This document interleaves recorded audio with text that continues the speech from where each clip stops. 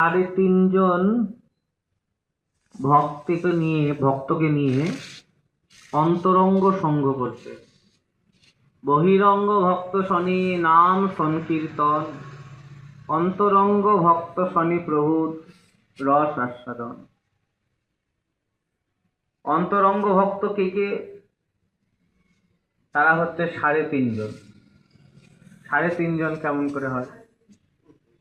হয় 4 জন, নয় 5 জন, নয় 3 জন। কি বললেন? 3.5 জন। 3.5 জন কে? প্রথম হচ্ছে গোবিন্দ দাস,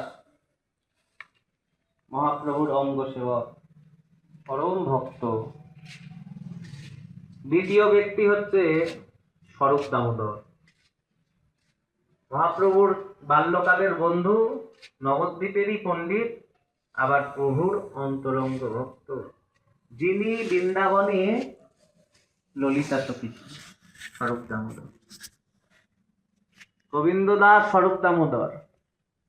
আর বিশাখা ছিলেন রায় রামানন্দ। এই হলো 3 জন মহাপ্রভুর একেবারে ভেতরের লোক, অন্তরঙ্গ।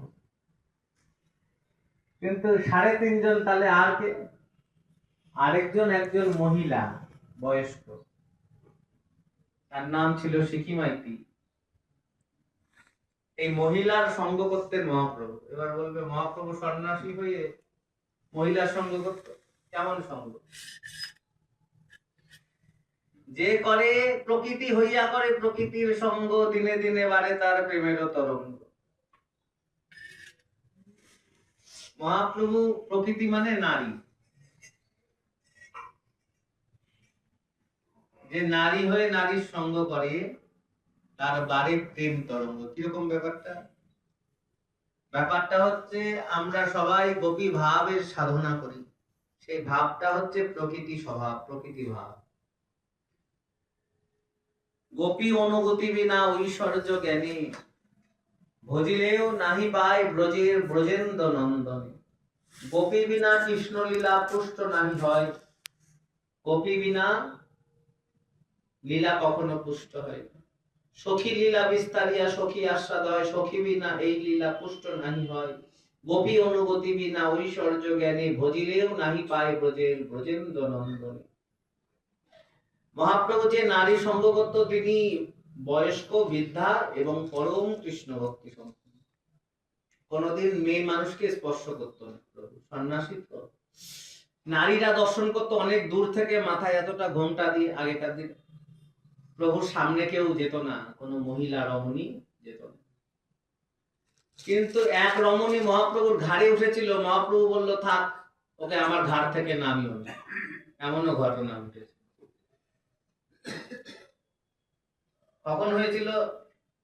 একদিন মহাপ্রভু গেছে জগন্নাথকে দর্শন করতে। ওই দরজার কোনায় দাঁড়িয়ে প্রভু জগন্নাথকে গরুড়স্তম্ভের পাশ থেকে দেখছে একেবারে মন দিয়ে। তো জগন্নাথ জগতে কাহা বসি, জগ বিনা নহি মুই ছাড়, হে মাধব মতির আহুতুয়া পদ সঙ্গে।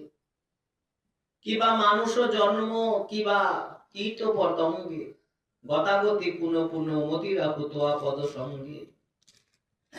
তোমার চরণে যেন আমার মতি থাকে, হে গোবিন্দ, হে জগন্নাথ, তুমি আমায় কৃপা করো।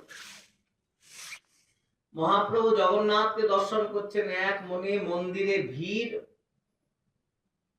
তখন এসেছে এক উড়িয়া রমণী, বৃদ্ধা, বেধবা। এবার সামনে লম্বা লম্বা মানুষ, তো জগন্নাথকে দেখতে পাচ্ছে। দেখি সরো সরো একটু দেখি কে কার কথা শুনে। জয় জগন্নাথ, জয় জগন্নাথ, সবাই হাত তুলে উলুধ্বনি দিচ্ছে, নিতাই গৌর হরি বল। জয় জগন্নাথ, জয় বলদেব, জয় সুভদ্রা, জয় জগন্নাথ। এই ধ্বনিতে কে কার কথা শুনে। আর এদিকে মহাপ্রভু একেবারে জগন্নাথ দর্শনে ব্যাকুল হয়ে আছে। চলো সেথায় উদয় করহ আপন চরণ, ইহা লোকারণ্য হাতি ঘোড়ার দনি, কাহা বৃন্দাবন ভৃঙ্গ পিকনাদ শুনি, ইহা সব ক্ষত্রিয় বেশ সঙ্গে ক্ষত্রিয়গণ, কাহা গোপ বেশ, কাহা মুরলী বদন, সেটা তোমার শনি যে সুখ আস্বাদন, সে সুখ সমুদ্রের ইহা নাকি এক কণ। আহুশ্চতি নলিন নাব পদারবিন্দম, যোগেশ সরয়ী হিবিবি চিন্তম, অমাদ বোধয়ী সংসার কূপ পতিত তরুণাবলম্বম, কেউ জুষাং মনো সুদিহাত সদান। মহাপ্রভু জগন্নাথকে কৃষ্ণ মনে করে, নিজেকে রাধা মনে করে, আর সেই দর্শন অভিলাষ একভাবে তাকিয়ে আছে। সব ভক্তরাও জগন্নাথকে দেখছে, দরজা খুলেছে, মন্দিরে, নাট মন্দিরে ভিড় হয়ে গেছে। কে কে জগন্নাথ দেখছো তোমরা? হ্যাঁ, যারা যারা দেখেছে তারা একটু বুঝতে পারবে আমার কথা, কারণ ওখানে কি সিস্টেম করা আছে ওখানে না গেলে বোঝা যাবে। নাট মন্দিরের ভেতরে ভিড় করে দাঁড়ায়, বড় বড় দরজা খোলে, তারপরে জগন্নাথ, বলরাম, সুভদ্রা